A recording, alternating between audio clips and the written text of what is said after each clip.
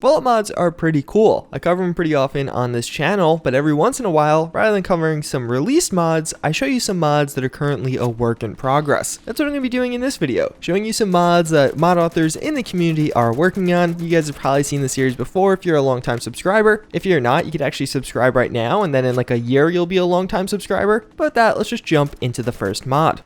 So starting things off, we have a fairly minor update with Fallout New California. A lot of people have been requesting updates as to this mod's progress because it is nearing release, or at least a beta release. And basically, they're still pretty close. There's a few more things to do, such as actually getting some of the voice dialogue into the game, as well as some bug fixing and things like that. But the way you can stay up to date yourself is by following their Facebook page. They post miscellaneous things like some of these images you saw in the background, and also just status updates like, hey, we just finished implementing all of the endings, or patching some of these things. They're not really giving away hard numbers, but it definitely seems like it's going to be either weeks or maybe just a month or two before we actually get to play this ourselves, which is very exciting. Then we do have the beta release of the Kriss Vector. This being a very iconic weapon that you've probably seen in quite a few other video games. It's currently being done by WarDaddy. With beta releases, I typically don't cover them and wait for the full release. But with this particular one, it is downloadable right now from WarDaddy's Discord, as well as if you want some more persuasion, we do have those cool images, but also a video of it in action, and it definitely looks pretty nice. There actually is a separate vector in Fallout 4 modding, but at this point it's fairly old. I'm sure some of you guys are out there still using it, but if you're looking for something a little bit newer, you can download the beta version of this one, and hopefully we'll see a fully fledged release in the coming weeks. So we get some more updates from the mod author that was working on that Mad Max mod. His name's on screen. I tried like 3 times to pronounce it and it's just not happening. Either way, what you're looking at now is a mix of a few different cars. One of the main ones is the Ford 1932 Hot Rod. This is apparently going to also be a mod, but also some screenshots of some of the other vehicles he was working on. And although these look particularly cool, in this he also does a little bit of a Q&A clearing up how these mods are actually going to work, how it's actually going to be implemented into Fallout 4. Obviously these are vehicles, so the next question is, are they going to be drivable? The answer to that is he doesn't actually know how to do that just yet, but saying they're never going to be drivable isn't entirely true either. It's very possible that someone along the way, whether it be this mod author or somebody else, could make them drivable. There's no set release date for this. A lot of people have been wondering about this. And for the actual scope of this mod, basically he says it's actually in the early versions right now, but you're going to be able to pick your favorite car from the collection we've seen in previous image sets and even in this one. After picking your car, you'll be able to travel around the Commonwealth in this. It's not going to be real time, obviously, because they're not drivable, but it'll probably be some kind of fast travel system, an alternate to fast travel like we've seen with many other mods. You'll be able to find broken down versions of these cars in places that make sense, like a Brotherhood of Steel Hummer at the airport, and then you're actually going to find schematics on them so you can build other cars, and in addition, he actually wants to create a garage of some sort as a building hub. And then finally, one part I really like is the ability to place these down at your settlement as some kind of defensive structure or defense mechanic in some way. He also lists some of the other vehicles he does plan on working on, such as the Fallout Tactics Buggy, the Tactics Hummer, like I just kind of mentioned for the Brotherhood of Steel, and even a Highwayman. All around, this mod is coming together very nicely. I really like how he has detailed what he actually plans to do with it, and it's honestly only getting me more excited because what we're seeing already looks so good. Then we get some new animations for the Nuchal World AK, this one featuring a foregrip. These look particularly cool. Obviously there are ranges of foregrips in Fallout 4, and sometimes people actually do make custom animations for those, or you'll still hold the item in the traditional way and it's just going to have a foregrip attached to it that you don't actually use. These animations look particularly cool, and one thing nice about these, with the AK being such a kind of generalizable platform, I imagine other mod authors will want to use this for their mods also, which is going to be really cool. Hitman recently worked on some animations for the L85 that I covered just this past week. If you guys want to check out that video, I'll have it linked in little I right now because it is really cool, and you've probably been seeing it in the background of a lot of my other videos, including this one.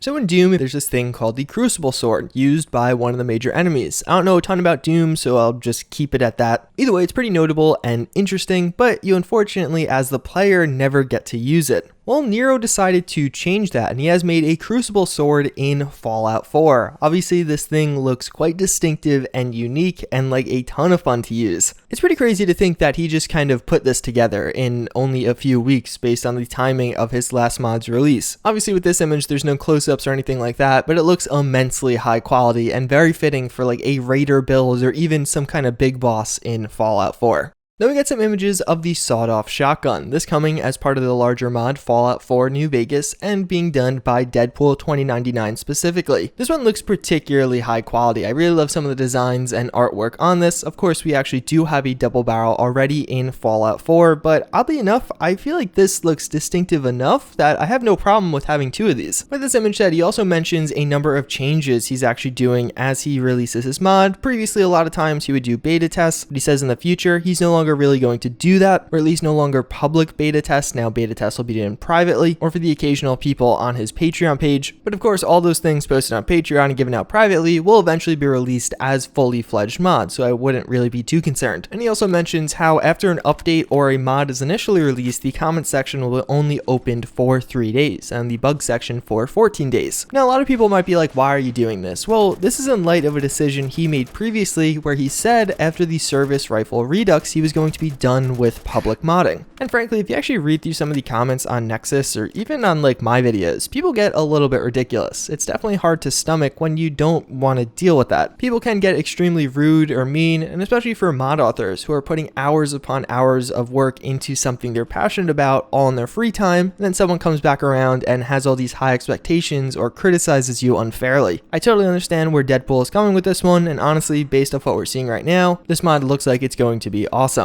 So we do have a hand cannon coming from D. Polari. This one looks particularly cool. A lot of people are really excited from this. It actually is going to be from another series if it does look familiar to you. Unfortunately, I can't say the name of that series because every time I use that word in previous videos, they got suppressed hardcore. I've always had a soft spot for revolvers in Fallout 4. I just think they're immensely satisfying to use, especially those in the hand cannon category where one shot really does a ton of damage and it makes them much more practical. All around, again, this does look very nice. I'm excited to actually get a release on this one because I could see myself personally using it even just in certain situations.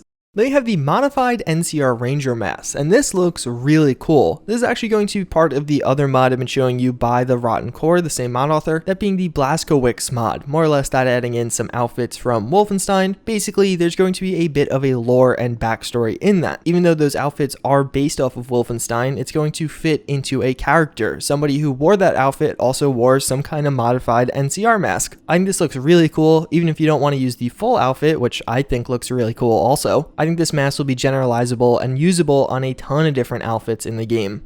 And last but not least, we actually have the August update for Fallout Miami. Something a little bit unique with this one, they actually are doing their own coverage on their channel, kind of giving a brief synopsis on some of the stuff they're doing, and it's actually really well done. I will have a link to it down below, but hey, if you want to hear my coverage of this, first and foremost, what we're taking a look at is a set of different barricades. These are going to be used by the Enclave in Fallout Miami, and they kind of mention how a faction with such a predefined aesthetic, like even when you think of the Enclave in your head, you probably have a schema for exactly what that kind of means. They really do want to get everything right about the materials used by them. So here you can see a bunch of barricades again that do look really high quality. I would actually love to see this as maybe even a workshop pack in Fallout 4 and some other miscellaneous items to go along with it. All these look really nice, and I think a lot of people will really enjoy some of these details in the background when interacting with this reintroduced faction. Now you actually get a cool look at this vehicle. They're going to do a much better job of explaining the lore behind this. So again, I referenced their video or the blog post on this, but to summarize, Fallout Miami is taking place 10 years after the Battle of Raven Rock. The Enclave have been doing some things in that time, and they're trying to get a supply cache in a certain area. One thing they've used along the way are these highly armored vehicles, so that's something you're going to see around the wasteland. They're not going to be drivable because, well, it's Fallout and the creation engine, but either way, they look particularly cool, and I think they're going to act as very nice props as you do explore through certain regions. There's a few more details that you can get from their video and on the mod page. I don't want to take too much away from their work and effort. But either way, that's pretty much going to wrap it up for this video. As always, again, I thank you all for watching. I do hope you enjoyed this one, and I hope to see you guys all next time. Later. I